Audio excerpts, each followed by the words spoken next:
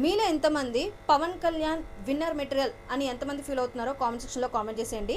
So audience feeling కూడా ఇదే, and అక్కడున్న కొంతమంది హౌస్మేట్స్ ఫీలింగ్ కూడా ఇదే, అండ్ ఎక్స్ హౌస్మేట్స్ ఫీలింగ్ కూడా ఇదే, హోస్ట్ నాగ్ సార్ ఫీలింగ్ కూడా ఇదే అనమాట. అంటే చాలామంది చాలా హింట్లు ఇస్తున్నారు, అయినా కూడా తనకి తాను స్టాండ్ తీసుకోకుండా ప్రతి విషయంలో గివప్ చేస్తూనే ఉన్నాడు. రమ్య విషయంలో ఏదైతే ఎలిగేషన్ చేసిందో ఆ ఎలిగేషన్ విషయంలో కూడా స్టాండ్ తీసుకోలేదు. వచ్చి శ్రీజ కూడా చెప్పడం జరిగింది, నువ్వు నీ విషయంలో ఎందుకు స్టాండ్ తీసుకోలేకపోతున్నావు, ఎందుకు డిఫైన్ చేసుకోలేకపోతున్నావు అని చెప్పేసి. అంతెందుకు మనీష్ కూడా చాలా పెద్ద హింట్ అయితే ఇచ్చాడు.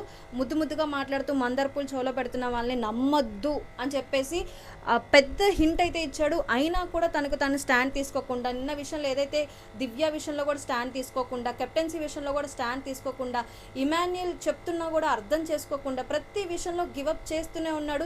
తనకి తెలుసు నాకు విన్నర్ అయ్యే ఛాన్సెస్ ఉన్నాయి, నాకు విన్నర్ అయ్యే క్యాపబిలిటీ ఉందన్నా కూడా ఎందుకు పవన్ కళ్యాణ్ స్టాండ్ తీసుకోలేకపోతున్నాడు, అండ్ ఎవరి కోసం తీసుకోలేకపోతున్నాడు, ఒకరిని గెలిపించడానికి తనకు తను స్టాండ్ తీసుకోలేకపోతున్నాడా, గివప్ చేసేస్తున్నాడా, అంటే చివరాఖరికి తన కప్పు కూడా వేరే వాళ్ళకి ఇచ్చేస్తాడా అనే ఫీలింగ్ వస్తుందన్నమాట పవన్ కళ్యాణ్ గేమ్ చూస్తుంటే.